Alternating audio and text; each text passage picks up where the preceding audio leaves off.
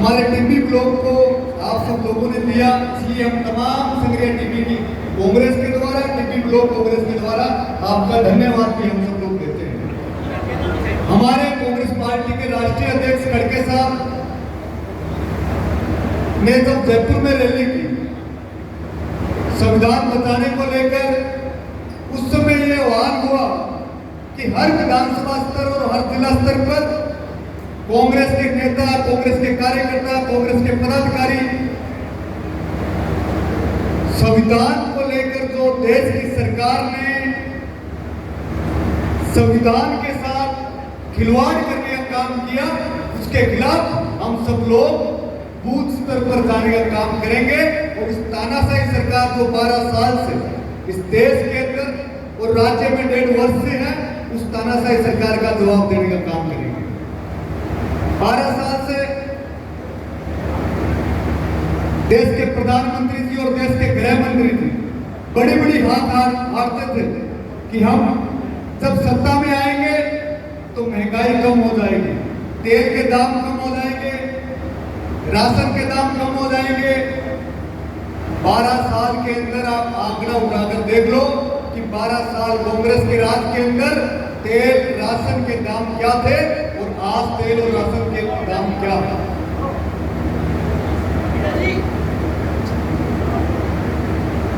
इस सरकार में एक भी गरीब शोषित किसान पीड़ित वर्ग को 12 साल में न्याय नहीं मिला। और देश को लेकर प्रधानमंत्री जी बात करते थे कि हमारे से मजबूत इस दुनिया के अंदर कोई देश नहीं। हम मानते हैं कि भारत से मजबूत कोई दुनिया के अंदर देश नहीं है, लेकिन आपको अमेरिका के आगे झुकने की क्या जरूरत थी?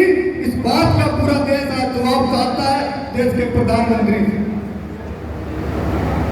कि ऐसी क्या मजबूरी हो गई कि भारत और पाकिस्तान के बीच अमेरिका को न्याय करवाने के लिए आना पड़ा। इस बात को सोचना होगा। हमारे जो पहलगाम में हमारे जो साथी शहीद हुए, हमारे देश के साथी शहीद हुए, उनको लेकर इस सरकार ने क्या करने का काम किया? उनके परिवार को मुआवजे को लेकर इस सरकार ने क्या काम किया? उनके परिवार का हाथ साथ डालने का भी सरकार ने कोशिश की। खाली भाषणों से आपको काम करना पड़ेगा। सरकार में कुर्सी पर जो लोग बैठे हैं, उन लोगों को आम गरीब किसान शोषित पीड़ित वर्ग के लिए, उनके न्याय के लिए काम करना पड़ेगा। तब जाकर आने वाले समय में आप लोग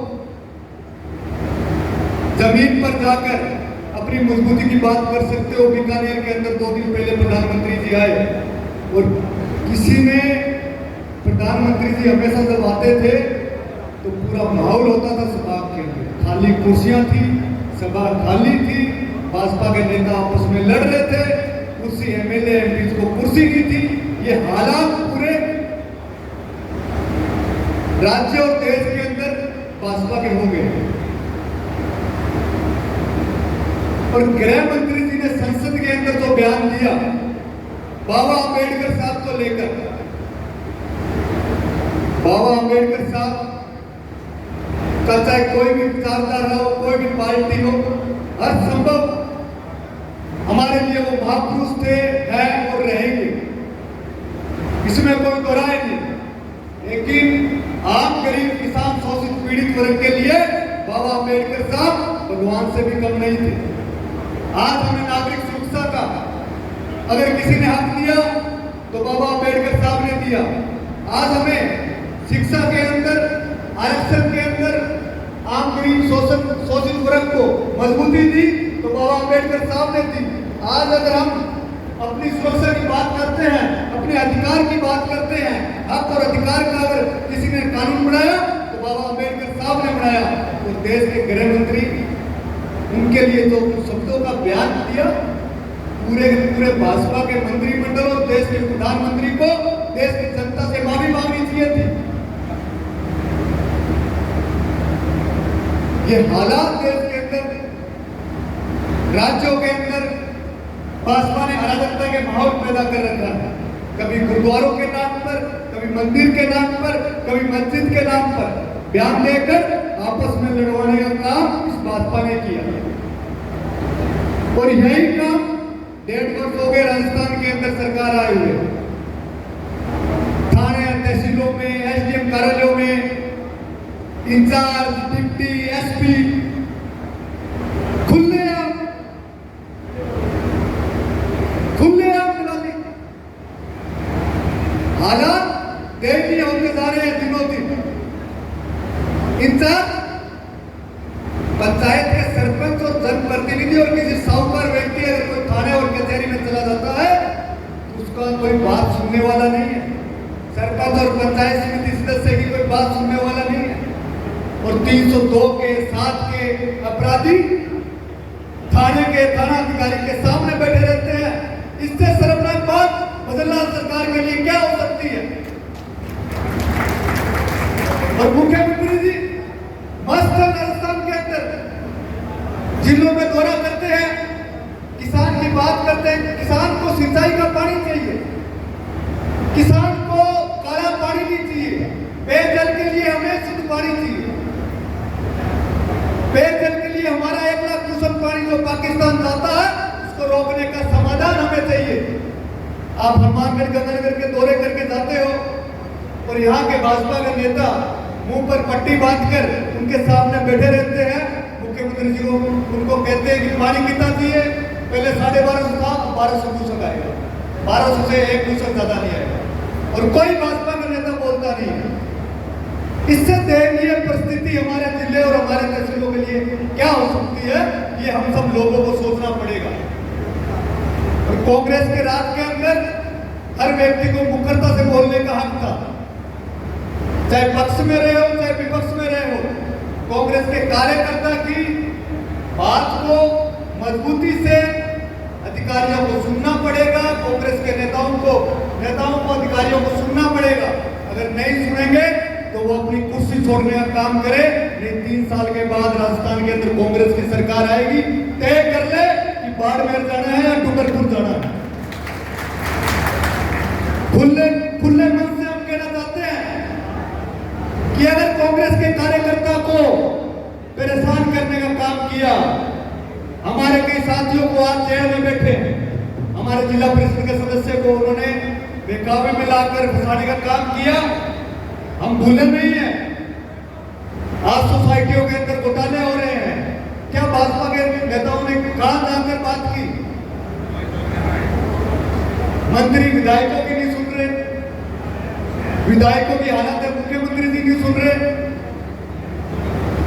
खुले मन से कहते हैं कि कांग्रेस के कार्यकर्ताओं को बात सुननी पड़ेगी, उनके काम को तवज्जो देनी पड़ेगी और जो जायज काम है वो करना पड़ेगा। अगर कोई कोताही बरती तो हम थाने और कलेक्टर का घेराव करने में भी देर नहीं करेंगे। जिस प्रकार से आज राज्य और देश के अंदर हर वर्ग, हर गरीब शोषित पीड़ित वर्ग, चाहे हॉस्पिटल की योजना हो, चाहे विश्वविद्यालय की योजना हो, स्कूल कॉलेज की योजना हो, हम पूछना चाहते हैं 1.5 साल में कितने कॉलेज और यूनिवर्सिटी आपने खोला हनुमानगढ़ के अंदर? कांग्रेस का राज था, हनुमानगढ़ जिले की हर तहसील के अंदर राजकीय विद्यालय खुला था, राजकीय विद्यालय महिलाओं के लिए और पुरुषों के लिए खुला था। आपको जनता के लिए काम करना पड़ेगा। और आज कांग्रेस के वरिष्ठ नेता हमारे बीच आए हैं राजस्थान के। राहुल गांधी जी ने जब बिहार के अंदर दलित शोषित पीड़ित वर्ग से बात करने का जिम्मा उठाया तो देश की सरकार ने दुआ बनाकर राज्य सरकार पर उनकी परमिशन रात को 2 बजे कैंसिल करने का काम किया।